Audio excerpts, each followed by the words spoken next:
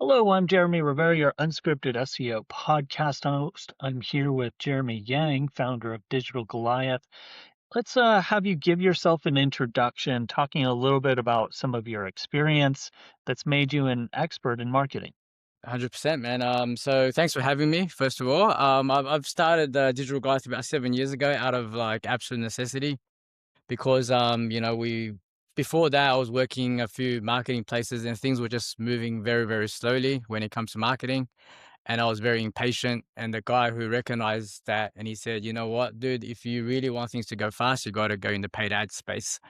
So I went into there when I followed a great mentor, and when she decided not to continue to build her agency, she worked out a deal with me. And yeah, so Digital Goliath was born about 7 years ago. Since then, I came from small business. I work with a lot of small businesses, and probably a third of my business is currently white labeling for massive agencies who missing that part of their gig. And then a lot of my own clients. Yeah. So we're managing currently about $450,000 a month in ad spend, which is respectable. So it was just great to be here where when, you reached out, I was like, yeah, I would love to talk SEO because I don't know enough about it. And I think it's always good to hear from the other side. Yeah, it's interesting to me that, I've been doing this for 19 years, personally, and ever from the beginning, there is a divide between SEO and SEM. What do you think maintains that divide? Why is it so often separate teams that don't communicate with each Yeah. other? For me, I think that's a good question. I think for me, it's more on the ground intensity. With SEO, it's like there's certain rhythm, right, to it. You do something, you test it. For ads, it's the intensity is a lot higher. Like you, when your clients are doing ads, the stakes I feel is higher. They're more demanding. You have to be like hovering around the computer kind of thing. Like things go wrong and things has to be fixed straight away. Right. And I feel like another divide, and I don't really treat it as a divide. Another reason is I feel like Google will give you all the information when it comes to ads. They want you to spend, they want you to do, follow their whatever. And I know a lot of it is BS. It's all made up because they own the whole house and they try to make each other bid against each other, right? Like any intelligent person will see that. But at least they're telling you like where you're ranking, top, absolute top. What are you doing wrong? How much like they used to give a lot more keyword data around that. You want to Yeah. search for something, go, it's right here. The platform tells you the spreading bits. With SEO, I feel like you guys have a harder in the aspect where you guys are always like listening to what's out there, what's coming up, like what's testing. You try to help each other out like a community kind of thing. Whereas paid ads is just like guns for hire. Like we're gonna get this money, we're gonna get this done. So that's how I feel about it. Yeah.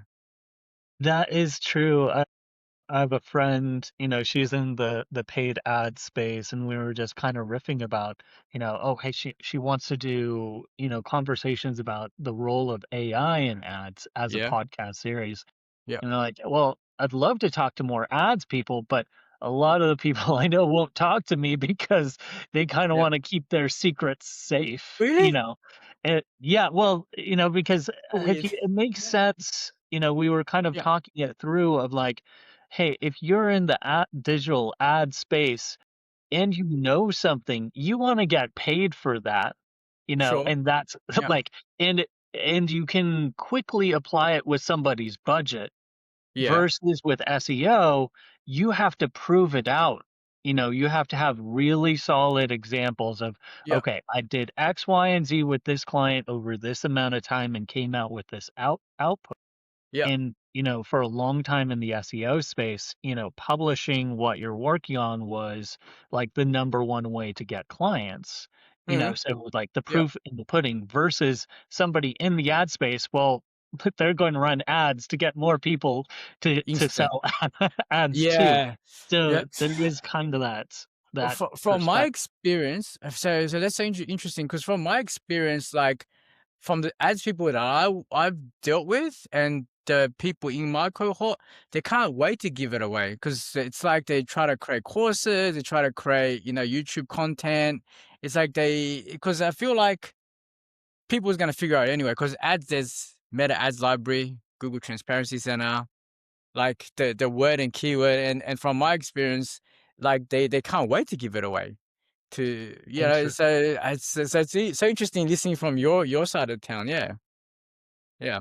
I'm curious. I personally have dipped into, small campaigns here and there for clients who, they don't have that much budget or they don't want to hire a separate ads person. And can I please set it up, or can you check out my system? And, Yeah. often Yeah. I'll audit and be like, this is terrible. Who set this up? They're like, Google set it up for me. Google set it Like, up. Yeah. Yeah. well, that's the fox guarding the hen house right there. Yes. Yeah. What are some of the most egregious setup errors that you've seen coming into somebody's ads account that you've fixed and turned things around for them? So if Google setting up, so there's two different types of Google support in my eyes, right? Like there's the offshore ones where they have agenda to switch everything to auto recommendation. So it doesn't matter how they get you on the call, eventually the agenda will come up. They say, oh, why don't you go here for a little while? What about this box? You want to tick this box? It's like, no, dude, I don't want to tick that box. I know what that box does. If a client, if that's being set up, I think that that's going to have a lot of problems because they have a script and agenda. They're not looking at your ad account at all. So they're ticking boxes so they can quickly, move on. But the onshore ones, it only comes to you when you start spending a lot of money. So when you're at a certain amount and they don't care anything about auto recommendation, they're pretty good. They're pretty good. They kind of know your business and they kind of know the industry, so they can bring you stats, etc. Like general stats, not competitor stats, but general stats Yeah. about, how the bids are. But to answer your question, I think when they cram everything in one campaign, when they try to do it easy, it's so nuanced. There's every single knob that's in there. There's a Yeah. YouTube video on you should turn it on. There's a YouTube on why you shouldn't turn it on. So it's like so situational, and you can't just go and follow a script. It doesn't work. It just doesn't work. You have to do it slowly and really learn it, I think. So there's too many things to mention. Yeah. One thing that I would do, and I don't know, maybe you can tell me if it's still best practice, is to look to split your ad groups down to much smaller sets of keywords and have at least 3 ads for each of those small ad groups. Is that somewhere around best practice, or what is some of the best Yeah. setup advice for businesses these days? I respect that setup. I do. But Google has favoring us moving on from that. So it's more theme based. So you know how back in the days was exact match, phrase match, broad match, right? So now everything is broad-ish. Doesn't matter how you set it, right? So if you like, just say you type in something to do with a specific service, right? Now competitor brands can sneak in, whereas that's never happened before, just because they do that service as well, right? So Yeah. how crazy is that? Because before you used to have to type in like Jeremy Rivera SEO for the search to show up, but now if it goes SEO, your local town, like Jeremy stuff could come up too, and they could trigger their ads. So how crazy is that? So exact match is no longer exact match. So as you probably know about Performance Max, you probably see a lot of that. That's where everything is pushing towards. The good thing that Google's done recently is it's allowing negative lists again for Performance Max. Before it wasn't allowed, so it was complete black box for about a year and a half.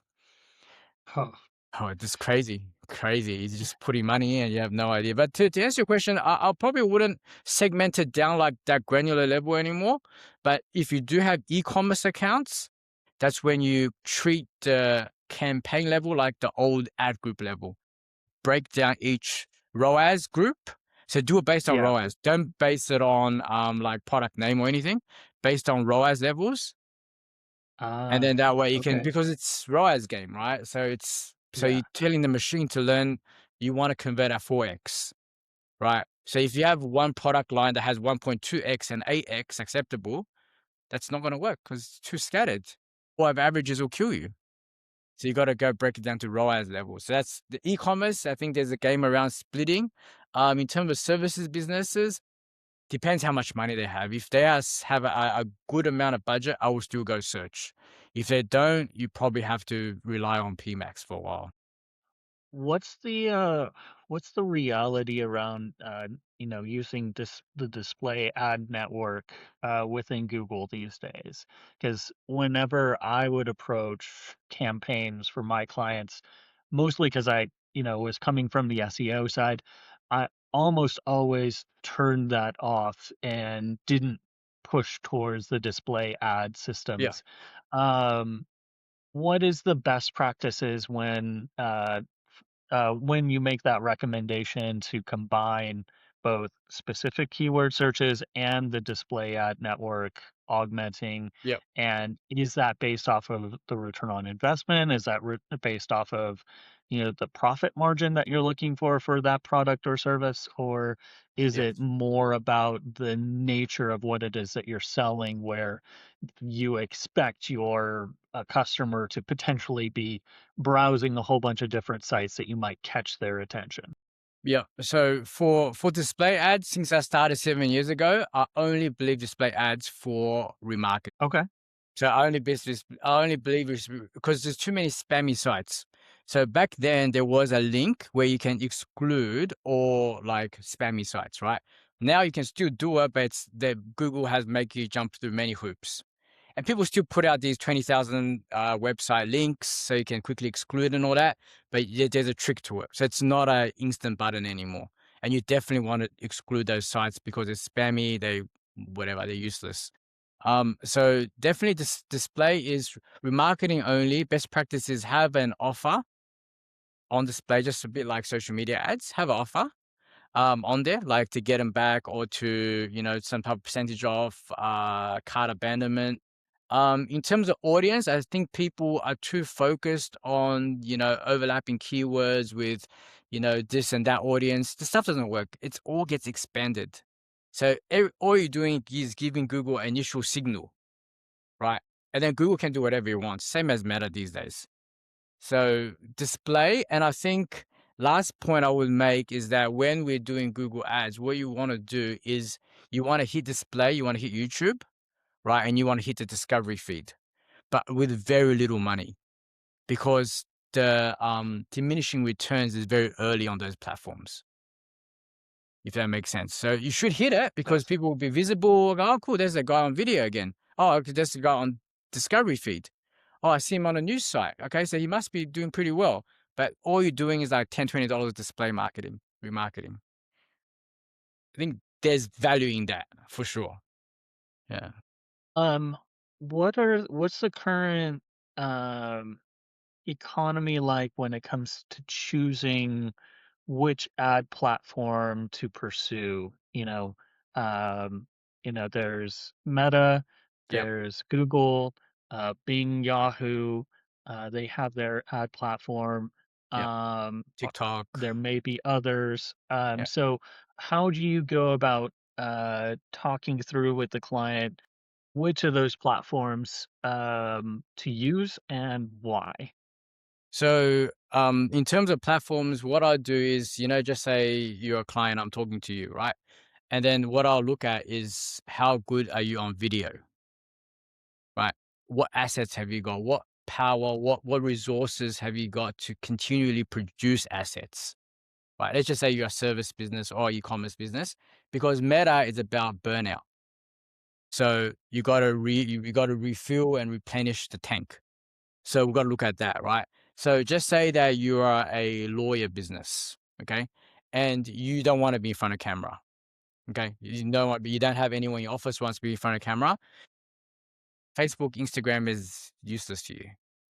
Because you're probably already anti it. So I'm hard on search, going hardcore on search, probably 80% Google. Once that gets working, then 20% on Bing, right? So Bing's search volume, I know I've watched your podcast, you're glad that Bing's coming back into the game and all that. But they on the ads, dude, it's so little, like so little Yes. interest. And then the thing with the client is that you still got to set up all the tagging, tracking, everything else, right? And the reporting.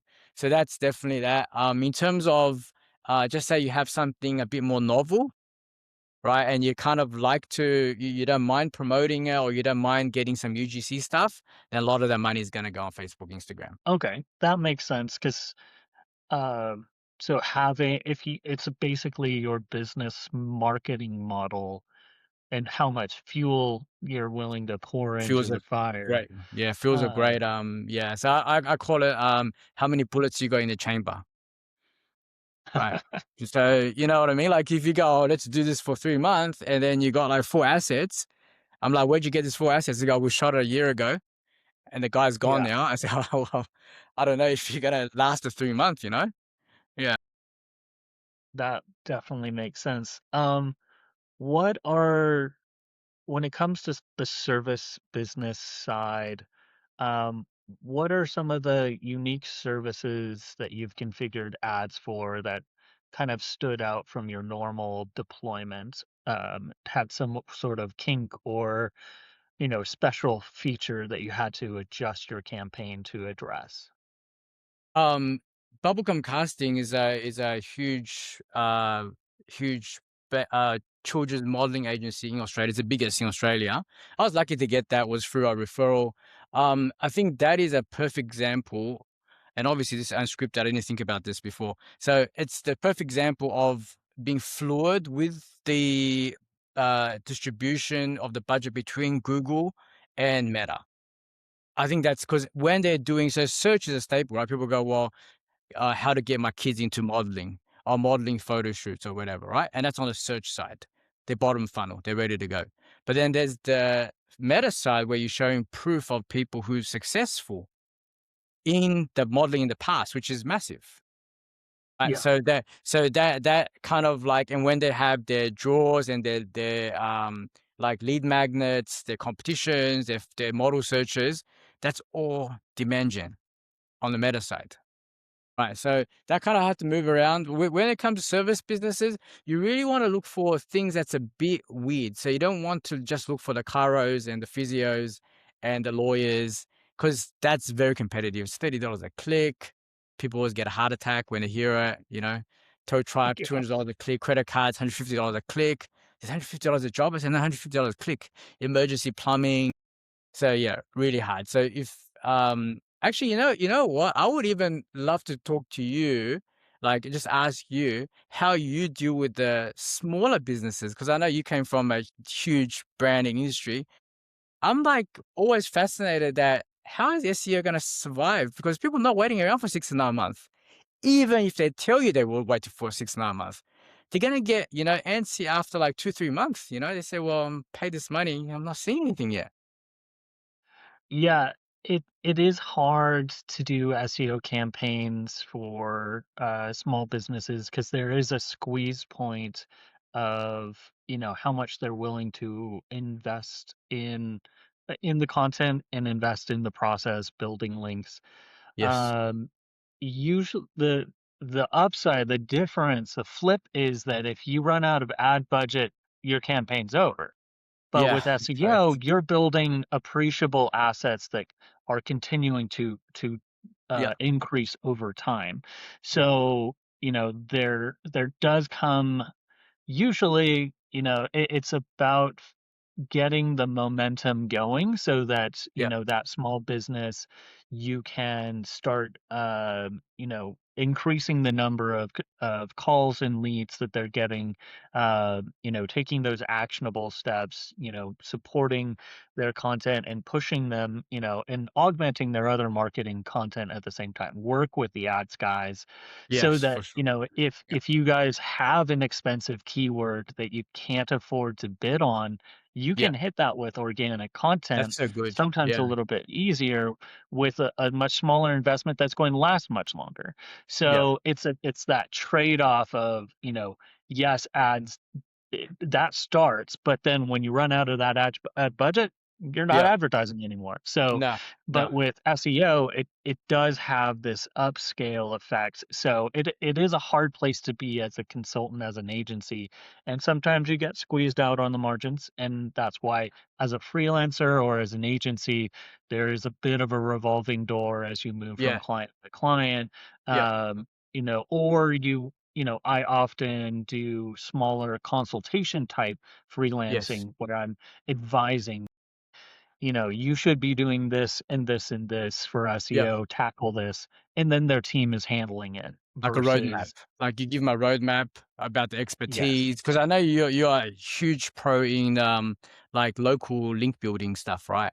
Like the community Yes, stuff. definitely. Yeah, that's massive. And then you also have you guys, especially in SEO space, have to combat the cowboys who, just sprouts any type of crap to get. People got kids to feed, I guess, and they'll make up whatever they make up to. I mean, I know me and you, we both got kids to feed as well, but like they'll make up whatever to get the gig. Um, and so it does sound like me and you in the same boat when it comes to filtering our clients. So if there's too much education at the start, they've never done it before, they have very small budget, very difficult to Yeah. play that game. Yeah. Something that is a hard lesson to learn for freelancers, for marketers, is that, um, and Dave Goulis, one of my previous guests, he said, not every client is worth acquiring. Mm, Like for it sure. may sound good on paper, but oh, hey, I've got another client. Well, you know what? This client is going to take 3 to 4 times as much attention. The potential is, very slim. There could be those difficulties, having more discretion, and setting yourself up as a freelancer or setting yourself up within your agency. I know there's a number of, not even just the dodgy folk. Yeah, there's the cowboys, but there's also the agencies who overpromise and Yeah. they're going to deliver the same thing regardless, Yep. and they're expecting you to burn out within 6 months, and then they've got a sales guy flogging it, and they get another person. Yeah. So That's a game. Tough that's a game. hard thing to deal with too. It's a tough game. Yeah, Um, it's a tough game, and the way you guys have to sell, like, because it's on page, off page, link building, and then one guy sometimes one person favors one side of SEO because that's what all they got is hammer, so everything looks like a nail, right? They're like, well, let's attack yes. this, and then the someone who's not really into the SEO game, like most people aren't, and they kind of expect everything to be finished. They go, oh, aren't you link building too? Aren't you working on the website to do that? They say, oh no, that's not our thing, and they kind of gets friction from there. Yeah, That's definitely true, and it reminds me of a quote from my friend, Matt Brooks of Esoteric. He says, "ChatGPT is your most popular but least knowledgeable customer support representative." yeah, okay, And and that's I good. say that to kind of bring up the topic of one half of the AI picture, which is, hey, there's now AI overviews. Their Yes, ChatGPT just released internal ads as a platform. yes, Have you had a chance to play around with that? Is that yeah. on the horizon? Are you excited or dreading adding another platform to the mix? Or what are your thoughts on that side of the AI picture? I was very excited, right? But then it's like I was very excited because I felt like I was really positioned well to capture that big jump or whatever, right? But as I'm more going through the LinkedIn, feels like there's thousands people just like me who can't wait to, add that as a service. And the way that's the first set of ads that came out like 2 weeks ago that started beta testing was it's not very promising the way it looks. It's like they were at the bottom of the scroll. Premium people don't have it. CPMs are 60 to 80. It's just not very exciting. Like, it doesn't look like they want to make it like a nuanced platform like uh, Google ads or Facebook ads, because they're the parents of Mm. the ads world, right? Like Yeah, Pinterest and yeah. everything else is just a cut down version of that. It feels like Yeah, the definitely. mode is like ChatGPT just wants like, tell me what you want. Okay, all right, cool. Well, we'll place it and then leave it with us. That's the feeling I'm getting. So when are you Yeah, doing that? I mean, and they're testing with businesses that's gonna spend 1 million plus, right? At the right. moment. So it's like, well, what about the rest of us? There's no way to sneak that in or whatever. And I know Google AI overviews, they try to, put their game around there as well because they lost a lot of money from, having to reshuffle. So the question is also I'm interested in is how much inquiry are you getting but like how much FOMO are you feeling on the market these days? Because they're like, man, I need to be on this overview crap, right? This is the Yeah. Wild Wild West again. Yeah. It is very unsettled. There was a period, I'd say, from, August until December, it felt really hard to be in SEO. Um, Everything was like, once again, like SEO is dead again. Yeah, And, yeah, like, oh, AI overviews is here and, people aren't using it. And, you got GPT, Claude, everybody's on these platforms and, search has totally changed. Is it going to be AI, SEO, GEO, AI? yeah, Like, yeah, there's this alphabet soup moment yeah, of all of these spammers trying yeah, to attention grab of SEO is dead. You got to do this yeah, instead. yeah. But the good news is around December, people like CEOs seem to start waking up of, you know what? All of these hype, LinkedIn profile people, um, you know, we still need a foundation in SEO. We just need our SEO to also address how to show up Correct. in basic visibility terms. No, like there for publisher sites, it is dire. There's 25 to 40% Mm, traffic loss on publisher sites. Working with a radio station network, even with massive improvements in their SEO campaign, they're still seeing Google decrease the amount of traffic that they're sending over. So that's on top of what happened, 2 to 3 years ago of the helpful content update, mm, which was supposed to address spam, but largely just hit a bunch of content producers and publishers in different niches. So you have that double whammy effect, knocking down a bunch of industries, yep, and then you get AI overviews over everything, starting to replace, rich snippets. mm, There's now more of a balance of it's no longer, hey, we need to abandon SEO for AI, yeah, because people are figuring out, that there's just not there yet. Like there's a lot of promise in these yeah, tools and a lot yeah, of, there's a lot of fuel there, and there are some people making out like bandits, but for the most part, yeah, like trying to quantify, how visible is even your brand is a really difficult task. With yeah, my last interview with Benas, he was saying, we were talking about how out of 100 searches, you redo the same search 100 yeah, times, yeah. you only get the same answer about 20% of that time. The So other what's a tool? 80% of the time, it's giving you different Yeah, answers. So if you're a brand and you're trying to show up in that search, maybe you'd be satisfied with, well, we've done the work and you'll show up 20% of the time yeah, yeah. But there's no tool though, versus right? zero. Is there like a tool? Because Ahrefs and what SEMrush has always been like a staples. Good luck to them. You know, what I mean, they built it that way, and there's other ones. But what's a tool for AI right now? There's so many. It's divergent. The problem is really that there are so many, and this is going to become it, it's like what is that principle in science that to observe something is to change it, and we have that problem with Oh, this. that's So interesting. so, Yeah, so what happened for a minute, this is related. I'll come back to your direct yeah, yeah. question.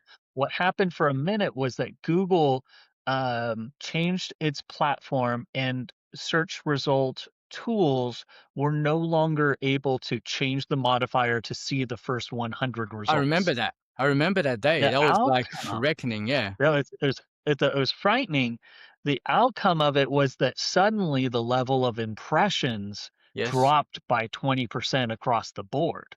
Yeah. The reality, though, after a month or 3, we realized that wasn't real traffic. Those impressions were search bots Uh. from Yeah. SEO tools Yeah. scraping results. So the Yes. loss Yes. of that 20% had Yes. 0 impact on clicks across the board. So that is a a real world statement of observing something changes the nature of it. So we're having that going to have that same moment with the attempt to monitor or predict or Mm, come out with some sort of measurement, yeah. because you're going to have these third party tools Yes. buying GPT accounts, putting in queries to try to measure how Yeah. visible is it, which then contaminates the pool of genuine interest. How many people genuinely are asking about it, and Mm, how much is the LLM then adding to its database of information versus, these tools that are, there's a very different influx. If LLMs learn and they they add to their database based off of the queries that they're given. If it's yes. a genuine human pool putting in queries, that's going to be one Different process. story. But if Yeah. then we add in machine tools directed at scale by companies to try to measure these brands, then that's going to change the way that the LLMs learn and add to their knowledge pool and database about it. Yeah. So it's not clear at this point how robust the LLM functionality is going to be towards that reality Yeah. of, hey, there's tons of programs now inputting queries. How much is that going to impact the output of an LLM? And how much do they want it to impact that output? Because they might not be able to tell the difference between a genuine Yes. GPT user and a GPT user that's, fed by an API that's intentionally being set up just to fuel these tools. Yeah. So it's a very murky space. There's I don't know, a I never had hundred it or explained to me that different way. So tools. that's really interesting. I never had it explained to me that way. But if you look at the SEO or ads game or whatever, like there has to be when we're working for bigger businesses, there has to be an authoritative report, right? People are like, well, based on this, your ranking's gone up by 6 points or whatever. Yep, So would you guys, especially, still have to come up with that? Say, hey, we we're still have based to. on Yeah, this we do. tool. Yeah. So, but is Yeah. everyone trying to create that tool? Yeah, everybody's creating those tools. I know Ahrefs has some sort of metric like that. SEMrush folded it in. Yeah. SE Rankings has one. Yeah. I know Noah Toa, my friend Michael Buckby made Yeah. one. Yeah. Actually, I think I have three friends, We CEO we friends, we who have try to get the made some game. sort of Yeah. AI visibility tool, either vibe coded or actually Yeah. paid for. Yeah. Some are legit, Yeah. and trying to fold in other things. It's this weird moment of, It is a you know, weird moment. You're right. It's a very weird moment right now for this. I still think I put the notes here as you were talking about as well. I think that CEOs should recognize that there has to be essential. SEO is essential game now. It's not even optional yes, anymore, right? They should come yes, up to that. It goes, well, this person, whoever we get, has to be able to be the scope of AEO, SEO. They can't be working in silos. He's got to be a right, communicator, right? And he should yeah, be talking to my ads people or whatever, and then try to figure this whole thing out together. Because one of the things yeah, I have firm belief in is how people always try to figure out the customer journey, like with all these tools and all these fancy tools. I've never believed in that because I don't think it's accurate. I think we should look at it, everything as a blended ROAS, like how much we spend on ads altogether. What about this email thing? Is like, and then just work out, did it elevate or didn't it elevate? Yeah, yeah.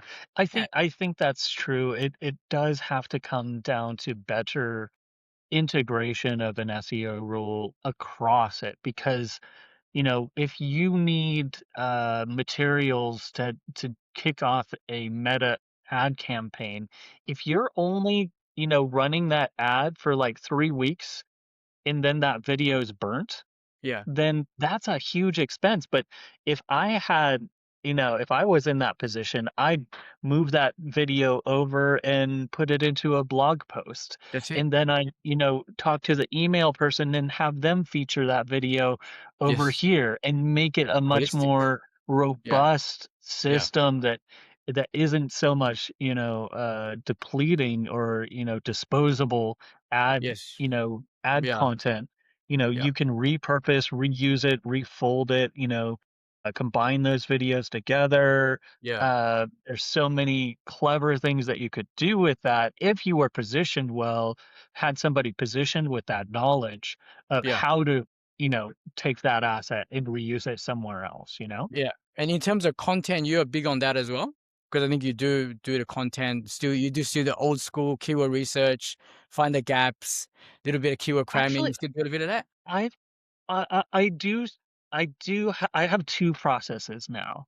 So, one process is along those lines of, like, hey, I made a tool on SEOarcade.com of, like, you put in your primary query, it looks at the top 10 ranking URLs for that keyword, Yep. then looks at the top 100 keywords for those pages and gives you a cluster of overlapping and then sorts it by how many of those pages ranked for the same phrase, which Yeah. is an interesting way to kind of define, hey, this is how Google understands it. Now, there's positives and negatives to that. There's positives of knowing what are the odd ducks? Like, what are The the lane, non sequiturs? the open What lane, are the right? things that don't fit that Yeah. Google thinks are the same thing? That's Yeah. great to hand Yeah. over to an ad person because then you can add that to the negative list. Yeah, yeah, yeah. At the same time, Oh, it's yeah. great because you can Yeah. sort and see, oh, you know what? All 10 of these pages, they say, Cookville sunrooms. They don't Yeah. talk about sunroom additions. Yes. Yeah. There it's not addition services, it's not renovations. Like you can sort out and see, okay, well, this is how these sites co-rank for this, and that's probably how Google best understands it. So that's Yeah. one approach.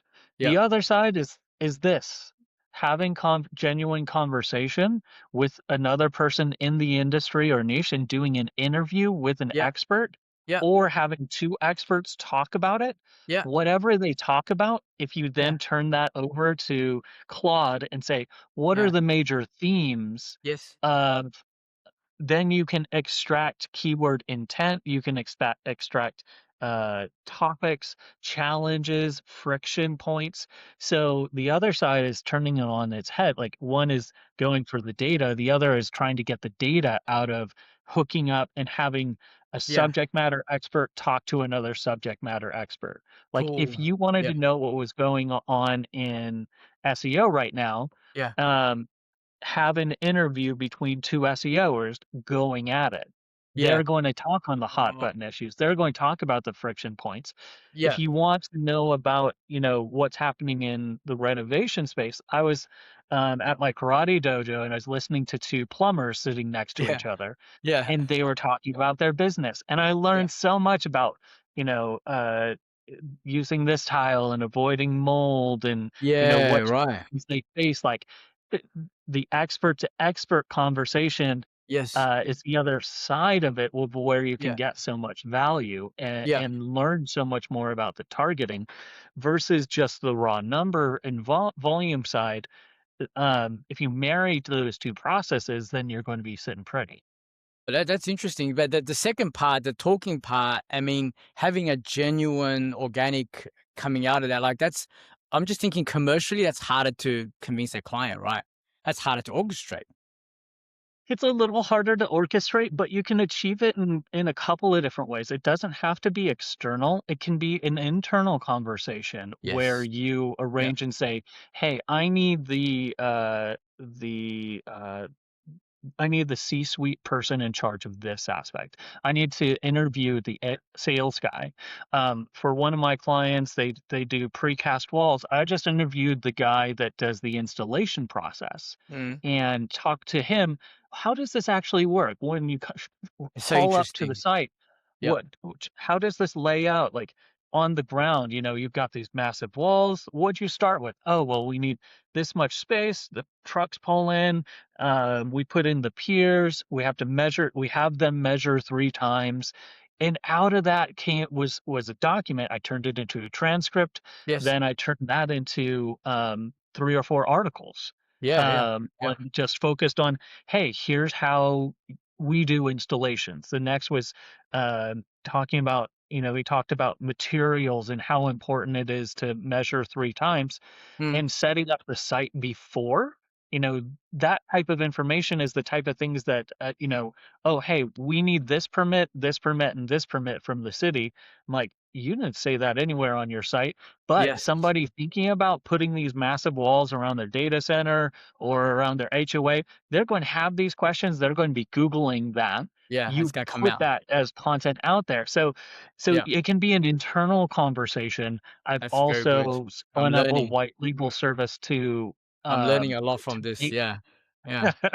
Yeah. to actually set up a podcast. Like, I did one for a commercial restaurant space. I had Yep. 2 chefs talk to each other about entrepreneurship and launching new restaurants because they were just doing articles about, how to change your fry oil, Yeah, yeah. but that's going to go to a line cook who just wants to know how to change it. What And you that's need to they're have done. is a Yeah. conversation between 2 entrepreneurs about smart purchasing decisions for Yes. their restaurant. Yes. That's the conversation. Those That's are the people commercial making the viable. purchase. Yeah, that's Yeah, commercially viable. There's people with money reading that stuff, right? And now it's like things are exactly. moving down the line. Yeah, it's very smart. I think gotta go there, man. Like I haven't touched it, eh? But yeah, it's really, really smart way of doing it. Yeah, cool. Very interesting, man. Very knowledgeable on that topic. We thought about this a lot. I have. I Yeah. kinda flipped the interview onto myself, but No, to no, no, kinda it's come good. I'm really interested in also because I've been writing articles about just my own thoughts, not like research or keyword, whatever. And one of the things that always fascinated me was about people go AI writing for AI, right? So now you're Yeah. just writing stuff for AI, and then where's it go? Like, where's the human thing? Because people want to find bullet points, little snippets, quick FAQs. Like that's the game now, right? And then what's your view on that? My view is it's a human bot sandwich. All right. So you at the Yes. end of Oh, the yeah, day, yeah, bots don't have money. yeah, Bots don't buy anything, right? yeah, So you yeah, still have a seller and have a buyer. You got 2 humans, but in between you have layers of bots. It could be 1, 2, or 3, or maybe 4 layers because you've got, yeah, the buyer uses ChatGPT. yes, ChatGPT uses Google. yes, Google uses bots to yeah, access the website. The website is partially made by LLM content yes, by the marketing company. yeah, And so uh, you have this sandwich of stuff. But remember that each of those bots, Google and ChatGPT, are designed with rules about content that they want you to make content for humans, yeah, not yeah, for bots. So yeah, think about Google, they have UX, UI rules, they yes, they have content writing rules, an algorithm that rewards, expertise, experience, authority, trust. So the content that is rewarded that shows up that marketers and LLM tools are designed to write. Like, look at why Claude is better than GPT. It's because it writes more naturally and uh, writes better and more thoroughly based off of the sources than GPT's hackneyed writing. And so, even though there are bots in yeah, between, yeah, they are rewarded for the more human sounding and the more human relatable the content can be. So, yes, there is a downside to overusing LLMs, and there will be an Ouroboros effect of the snake eating its own tail yeah, at yeah, some point. It's yeah, already happening to a certain degree, yeah, but the reality is that in the human bot sandwich, the bots are still incentivized to reward content that's made for humans. yeah, And so that's why my default to like creating systems around genuine conversations, yes, creating yeah, systems based off of podcasts, creating uh, systems based off of interviews, um, and subject matter expertise cannot come out of LLM tools. yeah. Okay, You can got you. get baseline information, but Yes, it's always a general pool, and yes. you have to enrich it to make it unique. Yeah, got you, got you. Yeah, no, I didn't even have a follow up there. It's just very, very interesting the way you are like the way you broke it down. And that's to go back to the first thing you said, which was like bots don't have money to spend. Do you know what I mean? Like if you want something that's happened, Like, you still gotta make sure it works for the last person who's gonna be in the chain. Yeah, I'm gonna have to think about that later. Yeah, I had to think about that one later, yeah. Cool, amazing. Yeah. You got all my As kind questions of answered. wrap up the interview, last question is, what are you preparing for in the next 6 months to a year, as you try to go to market, as you work with your clients? What are you thinking about that horizon? How are you future proofing campaigns or, battening down the hatches, improving processes as we live in Yeah, unprecedented times? for sure. I mean, I haven't thought about this fully, but I feel like in the last 6 months, what I've been doing is, bolstering up my playbook. Like, using AI is so it's a wide variety available now, right? Just like, how you do a little bit ads when people can't afford it. So we Mhm. use what we know to do the little bit of SEO stuff for them. Like I say, hey, if you wanted to, we can help you do some research around keywords about what to write, for example, right? Which we've never done before. And things around tracking, things around competitor analysis, things around if you want to build a YouTube clip, now we've got AI, we can analyze someone else's YouTube channel, right? And Mm. figure out exactly like what is it they're making, how are they making it, whatever. So if you want to be one of the big boys, this is probably you could start trying something like this. So all these services, all these playbooks, it really helps because if you look at 7 years ago, all it was just button clicking, spamming. I call it playing Street Fighter, right? Oh, build a campaign like this for four ads and add 10% every day. Like, how'd you know it was 10%? How'd you know it wasn't 12%? Do you know what I mean? So, it's algorithm whisperers. That's what I call them. Like, you're not working on Facebook. How do you know it was 10%? But I guess they did whatever they did. But now we've completely moved away from that model. No one's talking like that anymore. Right. So now I'm just bolstering my playbook to make sure that the clients are getting more out of the same engagement. So that way, and for me, I am not a somebody who hides behind emails. I want to be there, like talking to them about stuff. And then that differentiates me, and then when they see that, it's harder to lose the churn. The churn is very hard. So becomes a lot less churn. That's my differentiator, I guess. And that's why I'm trying to double down on that. So yeah. Fantastic. Well, give a shout out again to your company Sure. and anything that's coming out as a kind of wrap up here. Yeah, sure thing. So Jeremy, Digital Goliath Marketing, digitalgoliath.com.au is the website. And currently I'm just, talking to people. So if you have podcasts to do with small business, marketing in general, would love to be more part of that. Yeah. That's the go. Thanks for Fantastic. having me, man. Thanks for your time. Cool. Cheers.